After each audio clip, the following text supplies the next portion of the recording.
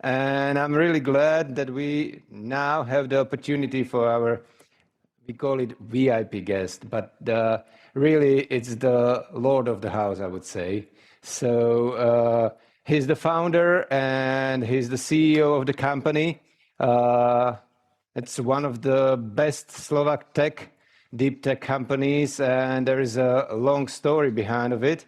And he's also one of the, I would say, father of this building. So please, if I can ask Jan to come to the stage, welcome to the stage.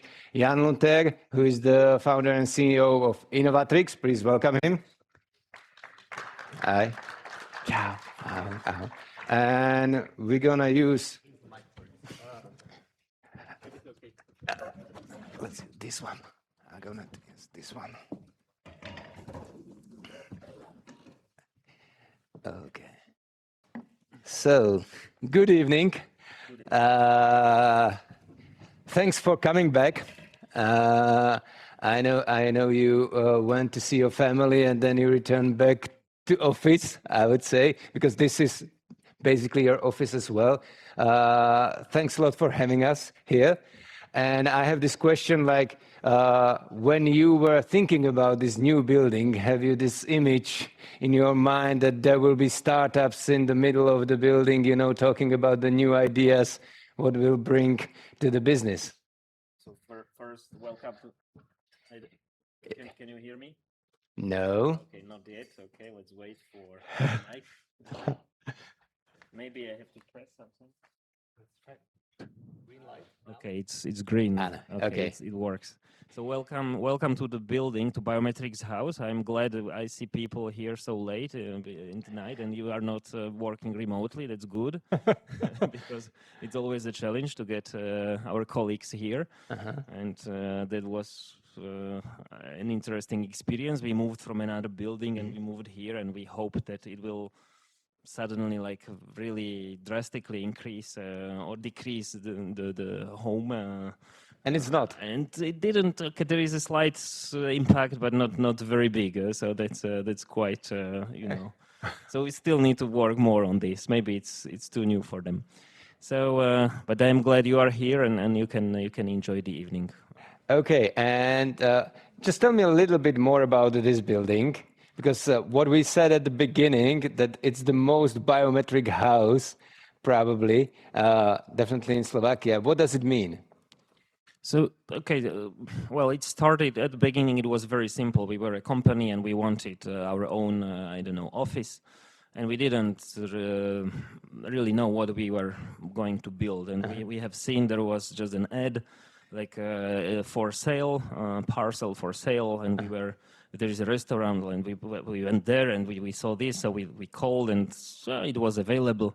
So we bought the terrain, the parcel and the land, and we built. And then we started to really think, okay, now it became serious what we do. And then we have a company. We are a technology company, and we do a good technology, one of the best biometric technology in the world. So maybe let's have also one of the best biometric buildings, so that it's similar to what we are doing, what we are as a company. Okay. So we decided let's have this as a playground. So let's apply all kind of different biometric technologies, and you can enter the building with your face. You can use a QR code. You can use your palm. So it's really it's equipped. We have more than 400 cameras here. You don't need any cards, and it's always very secure and convenient. So yes, for us it's a playground, and it's a way to test our technology in real life for office buildings. And when you mentioned that you are right now one of the best biometrics company in the world, let's go back to the very beginning, the time you were studying in France. Did you have this idea that maybe 20 years later it will be really a big global company? It was very organic for us. And it was always step by step, I would say. And it was the same with the construction of this building, and we were just discovering step by step where we were heading. So Yeah, and it was the same for the company when I was, we were three co-founders of the company. The idea started, it was in 2003. And I just developed an algorithm because I loved software development, and I have developed an algorithm for fingerprint recognition. And I have submitted it to an international benchmark, and it was one of the best algorithms. It was tested against real companies, and so for me it gave me confidence to start a company. But of course, my goal was just let's try to have a company, and let's see where it goes. Okay. I didn't have vision, or I didn't foresee this at all. So maybe there are different kind of founders, but in my case, it was really going step by step and discovering and applying what I knew and going further. And do you remember what was the time when you realized that probably we have a business and probably the business will be global? I mean, was there a point like this? Was it like, I don't know, when you got into the election in Africa or something like that? Well, I knew we had something because we had this benchmark and we had another international benchmarks done by serious organizations, and we knew our algorithm was fast. But it's like if you have a small part for an engine that it's maybe novel in some way, and you don't really know what to do, what is the next step. So for me, I remember, and that was the biggest joy when the first customer, and and we have licensed the source code of the algorithm. It was at the very beginning. It was in Canada, and then we almost did not do it because I didn't get visa because I was a Slovak living in France, applying for a visa in Canada with this kind of startup, so nobody understood the situation. So I was rejected. The visa was rejected. Then I had to fly to Vienna to try to and reapply. So then it worked. But this was the biggest. The first customer was a big step. And then okay, licensing the source code, you can only go so far. And then we have started to think what really is the product. What should the product be? Okay, so building the whole car, not only the engine. Yeah, so into the first customer, or we had 2 or 3 customers like this, it gave us initial money. We could really see the investment. And it allowed us to think more about what we really want to do and what the product should be. Okay. And then when this product, and it was a large-scale identification, we found out that our algorithm was very fast.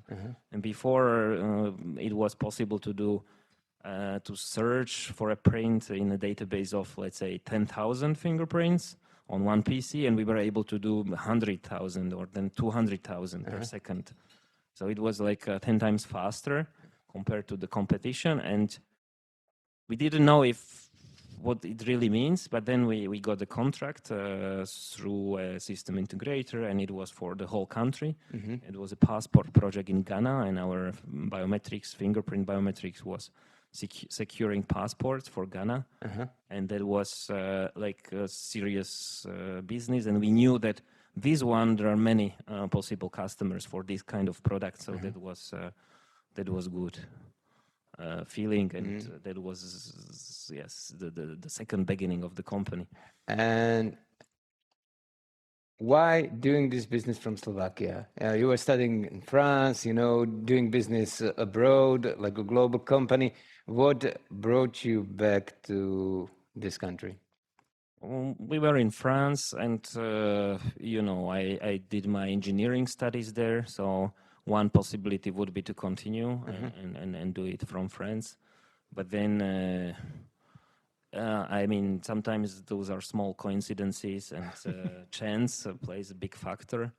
And we were just discussing it that we saw an advertisement because all foreign students at that time we were reading SME, the newspaper, and there was an advertisement like new incubators, STU, Slovak Technical University, was opening an incubator for a company. So okay, maybe let's try. It's during it was the summertime, and let's see. And then we had a place where we could be. And so we hired an employee there, and very organically. It was not planned, but just yeah. Then we were in Slovakia, and it was maybe cheaper, and talent was engineering talent was here. So it was a good move for us. At which point did you somehow realize that biometrics will no longer be fingerprints, but it will be maybe your face or something like that? Maybe to continue this story of Slovakia, at the very beginning we were like we had this identity of being a French company. Then we were talking about French Slovak company, and then we just abandoned the French part, and the feedback was surprisingly positive. And for example, our American customers, they told us, France. Was it better to be Slovak? I don't like French so much, so Okay. so actually, being Slovak was not seen in a negative way, and this was a positive surprise for me. So Even in Africa? no, not at all. Maybe they, we Slovaks are not known as big colonial empire, so we were not exploiting them. And still we were able to speak their language because we were speaking French with them. So they were okay. They enjoyed something else and cultural change, or maybe. So the Slovakian aspect was okay. Okay. And not a big problem. And it was important for us to realize this, because at the beginning we were a little bit afraid to do international business from Slovakia. And you were able to find the talent here? Yes, here and in Czech Republic as well. Okay. We have open a research center in Czech Republic in Brno. So now, going back to the change from fingerprints to real biometrics and face recognition, this sort of thing. When did this whole thing happen? For a long time, we believed only in fingerprints, and the accuracy of facial recognition was just not there. Like the error rate was, one face out of 5 did not work. But then neural networks came, and it was a big revolution. And we saw neural networks and their impact. Now we call it AI, but we saw it, I don't know, it was in 2010 maybe. And facial recognition accuracy improved, I think 50 times, which was impressive, and it became usable. And that's when we have invested in facial, and actually neural networks were better for facial recognition than for fingerprints. Why? It took us another 3, 4, 5, 6 years. I don't know. I don't remember the exact number of years before we were able to apply neural networks to fingerprints as well. Why? Because there are some technical reasons, but one of the reasons is maybe that classical algorithms for facial did not work, like the very descriptive, find the brightest pixel, then follow, go a little bit up, then see what it did, do some local descriptor, and so on and so on. It didn't work for face, but it worked great for fingerprints. So maybe that's why that classical algorithms were very good for fingerprints, and neural networks did not bring. It took a few years before fingerprints were really improved by modern large-scale neural networks. And how the AI, as we call it right now, is going to change this whole thing again? Now we see that biometrics, and now we do also iris recognition, we do palm prints, and we see that it's quite stable in terms of accuracy. We are solving, I would say, the second degree order of problems, like, for example, bias, making sure it works as well for different populations, making sure it works for children as well. So we are solving those like additional challenges, but the mainstream accuracy is quite flat now. and it's more about knowing exactly how to use it properly, how to put it in different kind of devices, in like embedded systems, in cameras, making sure the algorithm is not huge, but it's a very efficient neural network and so on. So Okay. it's maybe more not about the research of the algorithm, of the basic methodology. Maybe we could say that foundational models for biometrics are now kind of stable. Okay. But the way they are inferred, if you are using the modern AI language, the way they are inferred is the challenge. And we can use small chips, for example, so that it's cheap. And this is probably more the game rather than foundational models or the basic Okay. algorithm accuracy. So where do you see the biggest potential for you? Or do you look at it in this way? Actually, what we are doing, it's the business of bringing trust to the because the world is very digital, and we have a lot of generative AI, and we don't know anymore. Like before, it was like seeing is believing, and when you saw an image, you were sure it's a real person, for example. But these days, that you have so many fakes and deep fakes, and you can't believe anything anymore. Okay. And the new challenge is maybe proving that the user behind the screen is the genuine user. It's not a bot, for example. So and we have seen that this kind of business really is going up a lot. Okay. So proving humanity, proving liveness, proving that the person is the real person, not only the person who claims to be, but not only verifying the face, but verifying that the face is also a real human, and it's not just a replay, a screen replay, or a photo or a digital copy of a photo, and so on. So that's one challenge for us, and an opportunity for growth. And then we live in a world where, okay, before you had, I don't know, in our company we have now about 100 developers, and last year we had 0 agents. And today we have a similar number of developers, a little bit more, but we have maybe 20 times more agents than developers. And those agents, somehow they have to be also verified. Imagine an agent is buying an airplane ticket for you.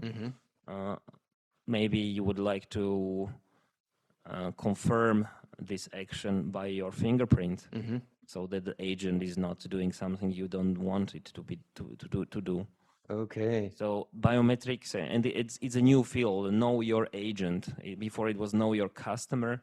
Now it's know your agent. Know what your agent is doing, and verify it, and maybe use your biometric identity to interact with the agent, so that it's really the human behind the agent.